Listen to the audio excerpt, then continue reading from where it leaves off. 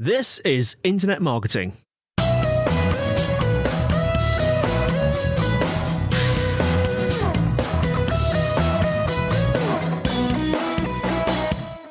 Hello and welcome to the Internet Marketing Podcast brought to you by SiteVisibility. I'm your host, Scott.colenutt, and with me today is Dominick Keenan, VP of Sales at CLICKBANK. And we're going to be discussing how to succeed in affiliate marketing in 2022. Welcome to the podcast, Dominick. Hey, Scott. Thank you very much for having me. No problem. Before we get into the episode today, do you want to take a moment to introduce yourself to our listeners and describe what you do at CLICKBANK? Sure. So I've been at CLICKBANK for 7 years, oddly enough, almost to the day. Prior to this, I was working in commercial banking, and I'm really glad I got out of the third floor of the bank tower and came over here. But most of what I do day to day is working with online entrepreneurs. It's a dream job, but working with both affiliates and sellers or vendors on a day-to-day basis, whether it's strategy and tactics, how to manage affiliates, all those types of things. But really, what we're working on is the scale that's afforded by affiliate marketing. And a little bit about CLICKBANK for those that aren't familiar. CLICKBANK's kind of an OG in the internet business. Been around since 1998. We're primarily known as an affiliate network, but there's quite a few other things that we do. So we provide merchant processing, one-click post-purchase upsells, recurring billing, tax or VAT collection and remittance, kind of all that back office stuff that nobody really wants to manage on their end. And you mentioned that you've been at CLICKBANK for 7 years. Were you involved in affiliate marketing before then? I was not. I was just finishing my MBA, and one of my classmates had gotten recruited to CLICKBANK, and he called me up after he'd been here for about a month, and he goes, "Yeah, it's kind of complicated to explain, but just come over for an interview, and by the time you've been here for 6 months, you'll figure it out." And he was absolutely right. It took me about 6 months to get my mind around everything that CLICKBANK does and how our clients use it, but it's been a very welcome change. And as you said, CLICKBANK is one of the OGs in this space. And the reason that I asked that question about how long you've been in affiliate marketing and some context for this first question for you is that I have seen changing perceptions of affiliate marketing throughout the last decade. And I was having a conversation. I had 2 separate conversations this week about affiliate marketing. And in those conversations, affiliate marketing has been combined or used interchangeably with the terms partnership marketing and also with influencer marketing. And I'm seeing that more and more and hearing that more and more as the years develop. It feels to me like there's almost not necessarily a gray area, but maybe a greater crossover between some of these emerging disciplines and affiliate marketing. I'm interested in your perception. How has your perception changed with respect to affiliate marketing over the last 7 years? Yeah, certainly. So this industry has a lot of words that are used interchangeably. On the influencer side, people often think influencers as affiliates, or vice versa. In our world, affiliates tend to be more paid professional marketers. So they're either professional media buyers, or email list managers, whatever it may be. And their financial performance is directly tied to the goals of the seller. So, for example, they don't get paid unless product sells or a lead is captured. On the influencer side, I think influence marketing is moving more in this direction, but the goals aren't quite as closely aligned. So if you're paying an influencer, $1,000 for a post, they don't necessarily care how that post performs because there's nothing more to be gained in that financial model. Now, they do care to some extent, right? They want it to perform well enough that they continue to get paid to make posts or perform somehow. I think influencer marketing will probably move more in this direction where there's really close alignment on the two goals. And then oftentimes it's used to refer to ambassador programs, which tend to be raving happy customers that want to tell their friends about it. And oftentimes that is a little bit lower scale than on an individual ambassador or affiliate level, is a little bit lower scale. Typically, we're trying to find vendors who have products and offers that will be able to run on scaled email or display campaigns in the tens or hundreds of thousands of dollars a day.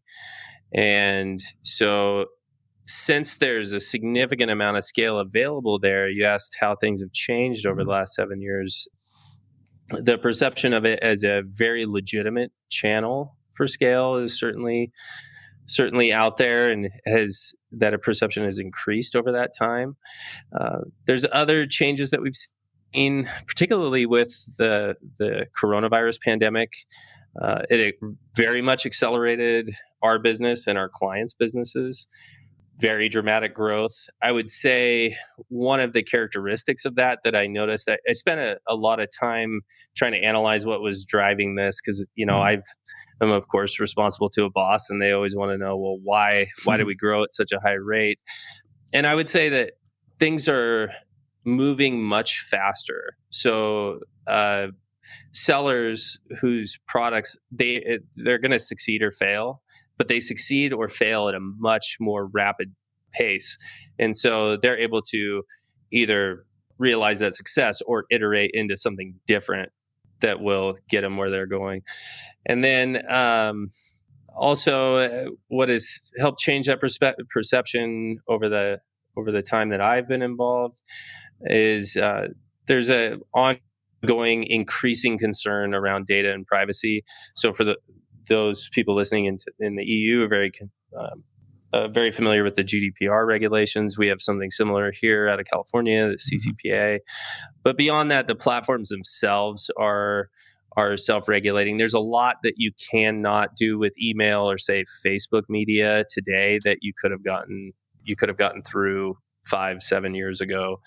So the industry is also regulating itself. But one thing that has been very consistent over my experience here is that marketers adapt very quickly. We've seen this, whether it's regulation, GDPR, for example, or changes within the different platforms. They tend to figure out a way not to get around that, but to continue to market in conjunction with those policies. And it's really impressive to watch. Most recent example of that would be iOS 14.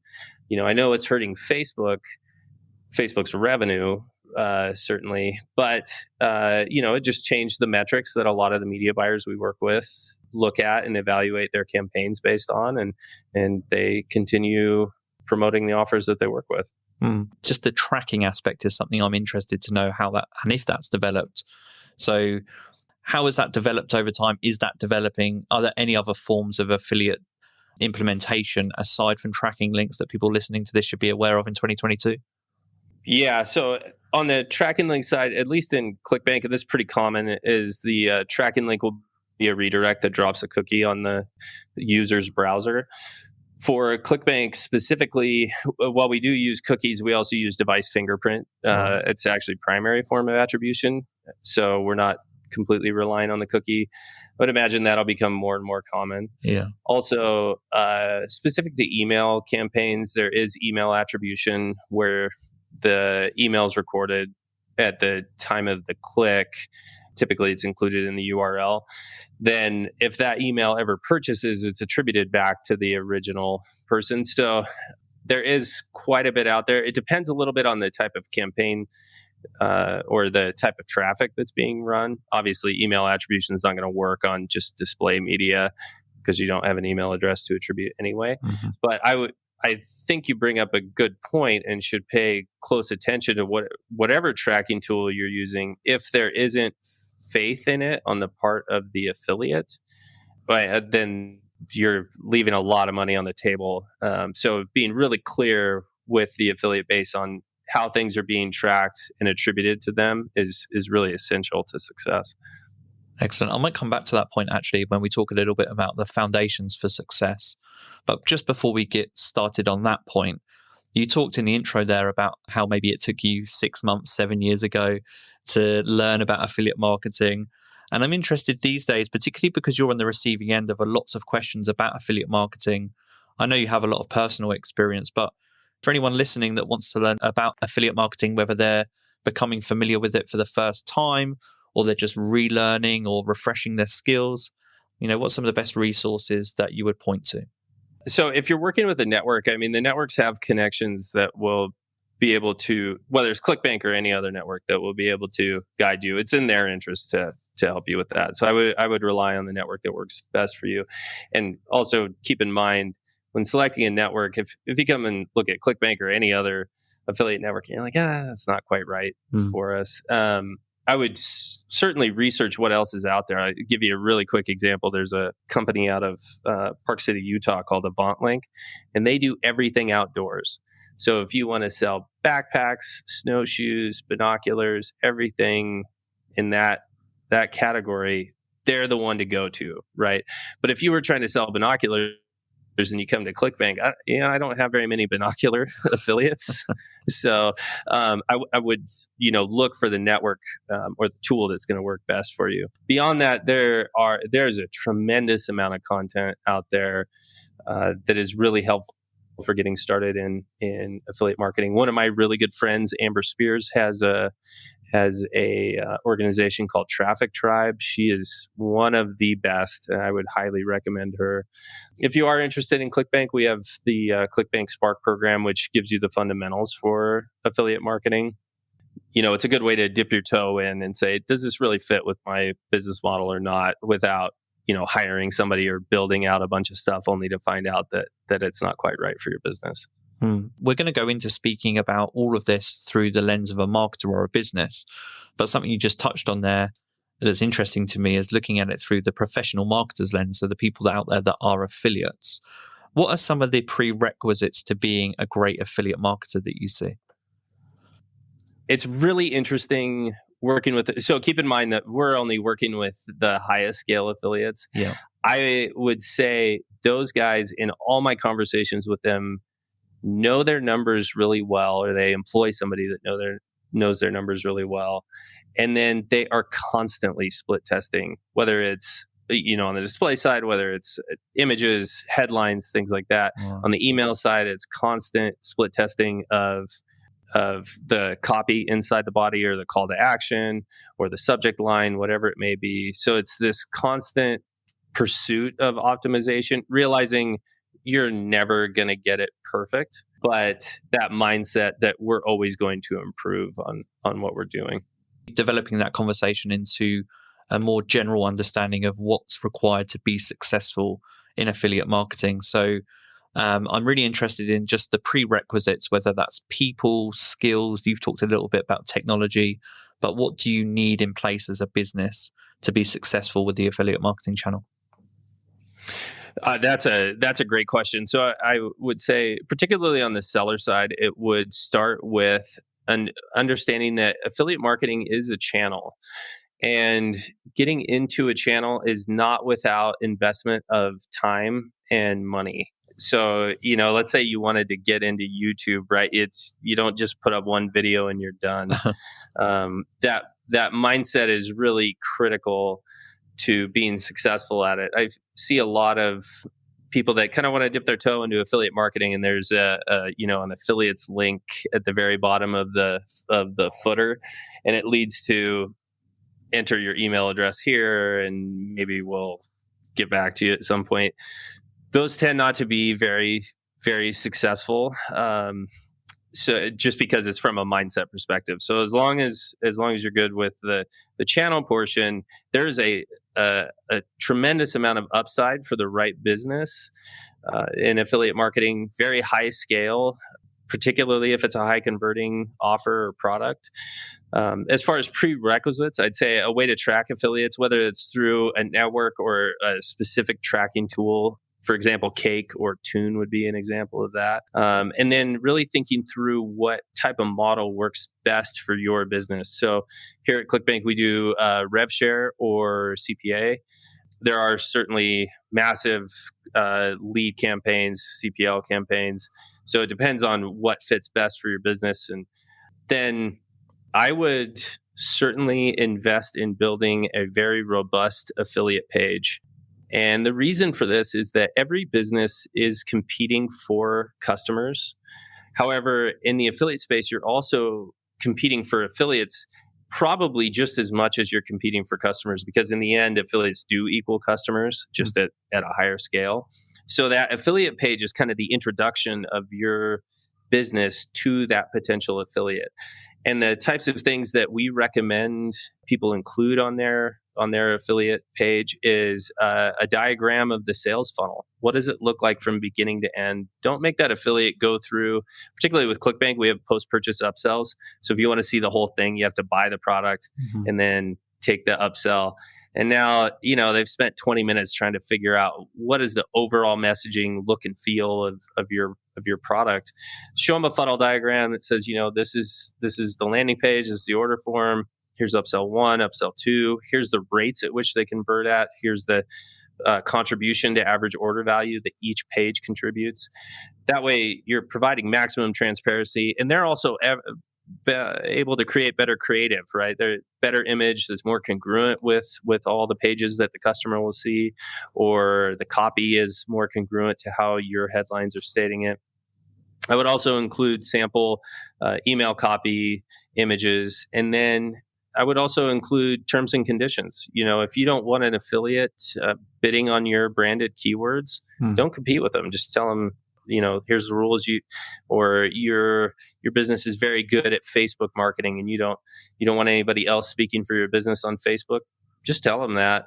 And if you're working with a network and you have somebody that does violate those terms and conditions, just about any network will take action with the affiliate. And then lastly, an affiliate manager, and I don't mean somebody that's just keeping track of clicks or sales and then PayPaling money over to each affiliate at the end of the month. This is somebody who's much more focused on the relationships with the affiliates. And going back to every business in the affiliate space is competing with other businesses for affiliates. Have them build really deep relationships with those affiliates. Know when their birthday is, send them a bottle of whiskey or whatever it may be. Make sure they have the most up-to-date swipe and creative. And where that ties into the affiliate page is oftentimes affiliates, they need something quickly. They want to speak to somebody. So on that affiliate page, put a headshot and the contact info and name of that affiliate manager right at the top. I was just talking to a large email list manager who has done a lot of business with ClickBank recently, and he has a promotional calendar scheduled out, typically 4 months. And so if you want him to promote something, it's going to be a long ways out, but it's worth the wait. And he happened to have something fall through for the following day. And he had found a product that was going to work perfect. It was very similar to the one that he was planning on promoting. And he had never promoted this one before, and he tried to get in touch with the business owner, and it was radio silence. And I remember thinking, that business owner just missed out on, if not tens of thousands, hundreds of thousands of dollars of sales in that one day, just because it was difficult to get in touch with them. It's really interesting. I'm glad you raised the affiliate manager role, and it really ties in with what I was asking about skills as well. What I'm hearing from you is that communication, so the clarity of communication, the frequency of communication as an affiliate manager with affiliates is really important. I'm hearing there that knowing your numbers, so data and analytics skills are really important. And then it sounds like organization, because you're managing a network of affiliates as well.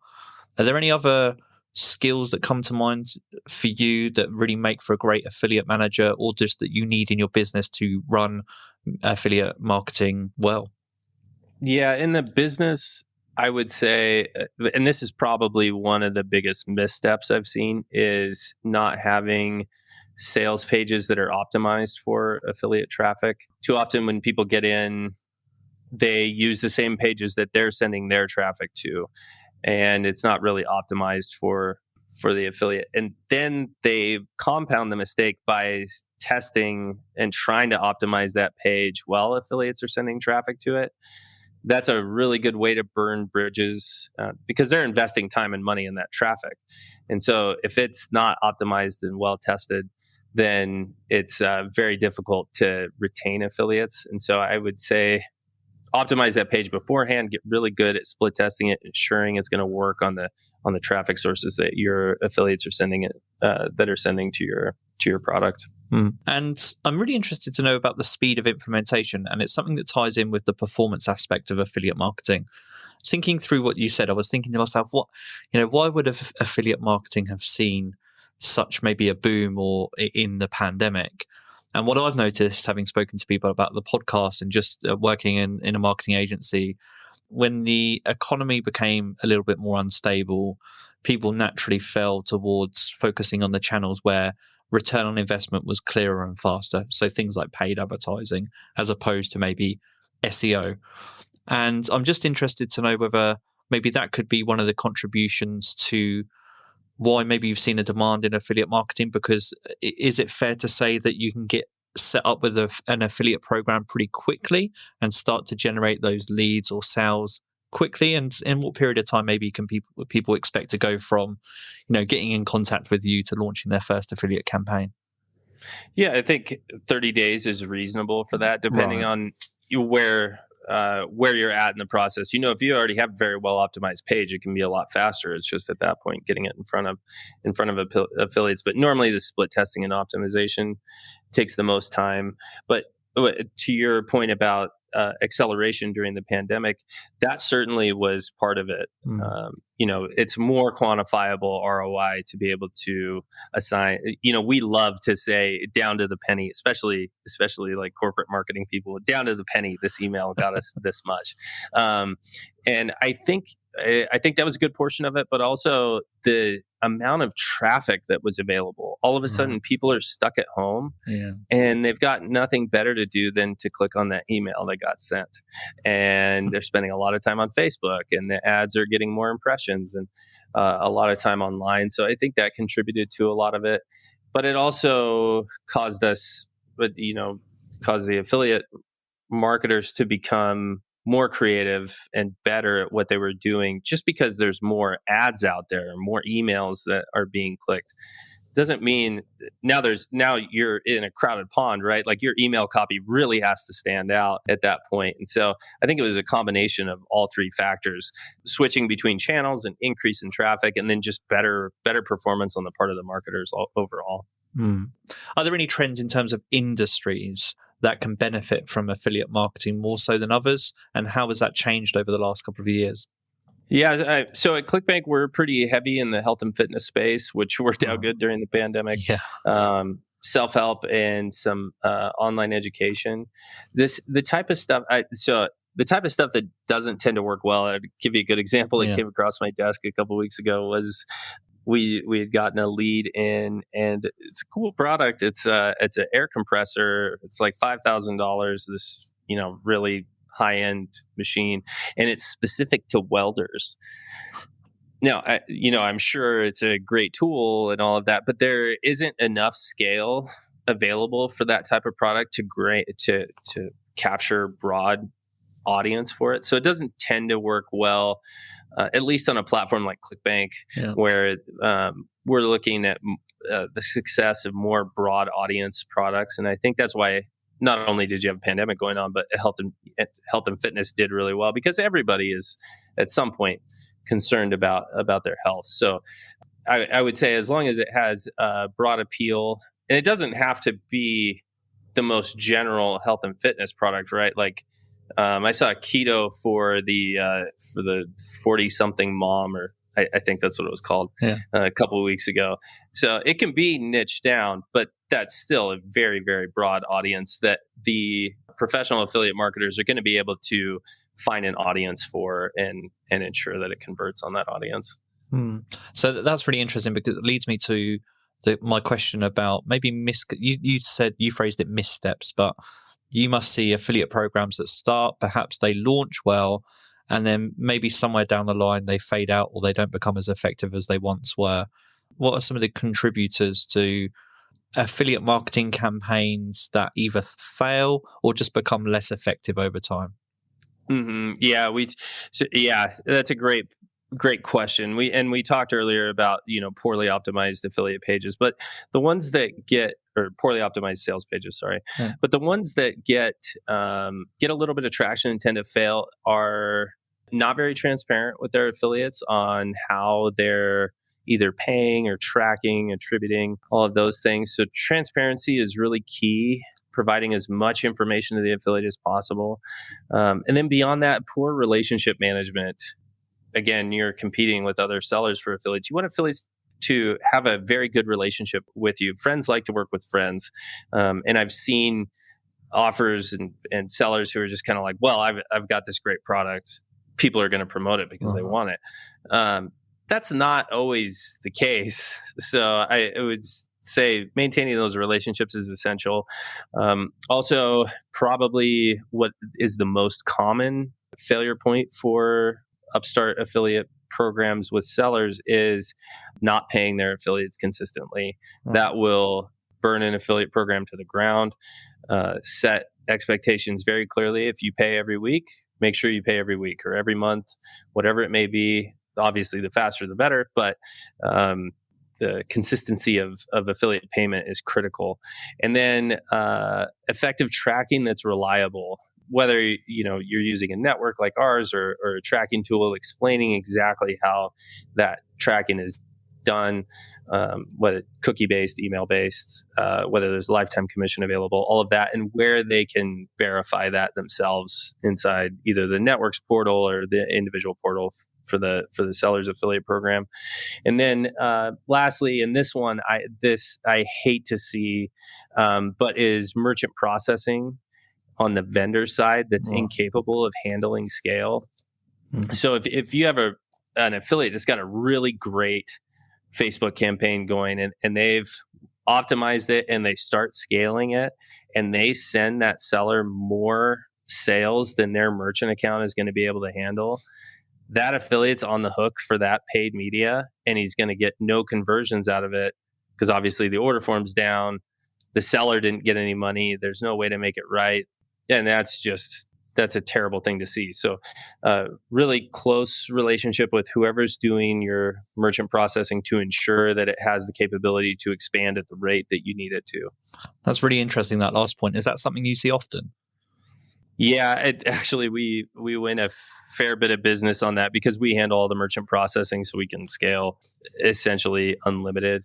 And I hate those types of stories where, we end up picking up business because, I welcome the business, but it's just really sad to see. And it's all over something that's usually outside of somebody's control. They were running something on Stripe or PayPal, and some algorithm inside PayPal decided that they weren't going to do it anymore. And that order form shut down. Of course, it's always in the middle of the night, right? When nobody's awake or picking up their phone. And at that point, you realize 20,000 clicks have ran through and nothing converted. I've always had this perception that the affiliate community, both on the marketer side and the vendor side, is kind of close-knit, and that anything that's kind of important or that's maybe controversial in the affiliate community is well known by all parties. It kind of lends itself to what you're saying, because if you're an affiliate marketer and you have a poor experience with a vendor, my assumption is that word would get round fairly quickly. Is that a fair assumption? Yeah, the internet's a big place, but the community is actually not. And that does happen. I've seen businesses that had to pivot their entire business model because they weren't able to pay their affiliates, and the affiliate channel for them was done. So yeah, that's where I say maintaining relationships is critical, because once you burn a couple people, word gets around pretty quick. Yeah. And actually, just on that note, I didn't think to ask this earlier, but I assume because you must be introduced and work on your relationship building with so many different vendors, just on a personal note, how do you keep track of all of your relationships and communications with vendors? That's a good question. Probably not as well as I should. The thing is so many of these people have become very good personal friends of mine that I travel fairly well prior to COVID, traveled fairly extensively. And so I was able to keep most of it straight in my head. But take very extensive notes at the end of every day, whether it's on the road at the end of the day or when I'm here in the office at the end of every call, just so that I can keep it all straight. I've never really thought about it that way, but also when I think of affiliate marketing, I think about different types of marketing disciplines, and particularly the sales aspect of those disciplines, affiliate marketing is one that I've always felt could be achieved online without much interaction. It sounds like maybe pre-pandemic, at least, you spend a lot of time face to face with vendors. Oh yeah. To that point, do you have time for one really brief story? Yeah, please. Several years ago, I was an affiliate manager here at ClickBank, and we had a VIP room at the Traffic and Conversion show down in San Diego. And I can't remember who the copywriter was, but there's like some very famous copywriter speaking in our VIP room, and it was getting really crowded, and some YouTube influencer tried to come in with his camera crew and mic boom and bright lights and everything. And so I got told to watch the door and basically kick people out that didn't have the little VIP tag, Yeah. And so I shoot a couple people out, and this woman came in right behind me. I didn't notice her for a second. I turned around and I was like, "Oh, I'm sorry. I'm going to have to ask you to leave." And she's like, I won't do anything. I don't have a camera crew with me. I just want to listen. We're almost done anyway. So she was nice enough, left her alone. Introduced myself after the talk was done. Very pleasant woman. And I noticed that she went around the room and met just about every single person there and just asked them questions about their business. She had just recently launched her business online. And through that, she built up a massive network of affiliates who promote her product. And it has a several $million business today. And it was all just those direct relationships and connections that she made at that point, and being very curious about what was successful and almost more importantly, what was unsuccessful for the other marketers in the room. So I really encourage people, if you can go to those events, go to the after party and have a drink. You never know. Your next super affiliate might be that random dude in a Blink 182 sweatshirt sitting right next to you. It's absolutely worth your time. Yeah, that's really interesting. It lends itself to something you were saying earlier about, you were talking about it from the affiliate marketer perspective and making sure you do whatever you can to stand out, particularly in a world that's kind of full of emails. But on the vendor side, that communication and taking that extra step just to become familiar with the affiliates and just meeting them in person might be all that it takes in this remote first world moving forward. That's a really interesting thing to reflect on.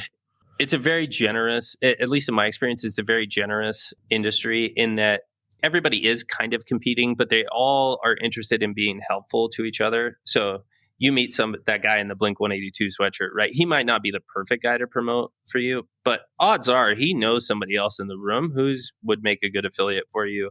And everybody's pretty friendly. They're going to be happy to introduce you. It's not a zero-sum game in the industry. So there's a lot of collaboration, even when there isn't necessarily a monetary return for it.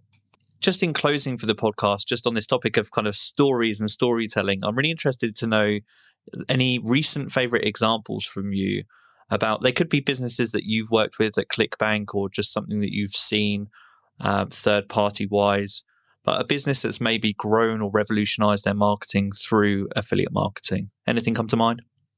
Yeah, actually so from my days as an account manager, there's still one account that I continue to manage. And it is a phenomenal education product. They essentially teach people how to build very successful e-commerce, the kind of Shopify style e-commerce websites. And it's everything from how to get samples, source the product, onshore the product, fulfill it, customer service. So you buy this course. I want to say it's like $3,500 up front. It's a substantial investment. But then it's 4 months of extensive training with these guys. Oh, wow. And I've been good friends with them for a long time. But the thing that I realized about these guys is that they take it very personally. They invest a lot of time in the success of their students. And it very much shows that kind of student first mentality reflects in their marketing and in how they conduct their webinars, their promotions and everything. But then also seeing behind the scenes what it takes. So this is a 10-day launch. It's only available for 10 days in late January, early February, because the amount of content that's behind it is substantial. They can't run it all year long. And they have just this very much value forward approach to everything, whether it's email, video, webinars. Like even if you don't buy our product, you read this email, you're going to get something out of it, something that might change your business. And I really love working with people like that. And it's very much reflected in their success. So for example, I doubt they'd mind me sharing this. They have the record for the highest single day sales by a vendor on ClickBank. It's something like 3.4 million in one day. Wow. And that type of scale is achieved, at least in that segment of the industry, very customer first, or in their case, student first mindset, very great product, good customer service, and just fulfilling on everything. Because that's an extensive sequence of email, webinar, all of that to get to the point of sale. And then they don't just kind of take the money and, here's your pre-recorded videos. It's a very robust back-end educational product. So working with companies like that, they're a great example of why I've been here for this long, and I'll continue to stay working at ClickBank. Are you allowed to share the name of that company? So the product is called Kibo Code. Yeah, it cart closed about 2 weeks ago.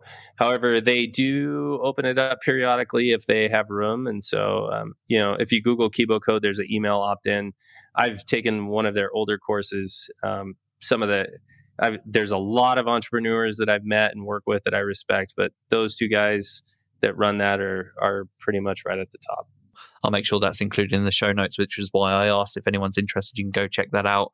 And Dominic, before I let you go, thanks so much for sharing all of that today. But if people want to extend the conversation and find out more about you and ClickBank, let them know where they can find you. So the easiest way to get in touch with me is actually on LinkedIn.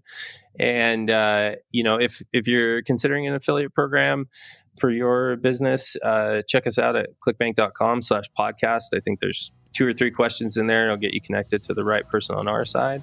And then, if you're still on the fence about it, ClickBank's very active on all the social media channels. We publish a lot of really interesting stuff that may be helpful, a lot of marketing stuff as well, too. So even if you're not looking specifically for affiliate marketing, check us out. Brilliant. Dominic, thanks so much for your time. This has been the Internet Marketing Podcast. Take care.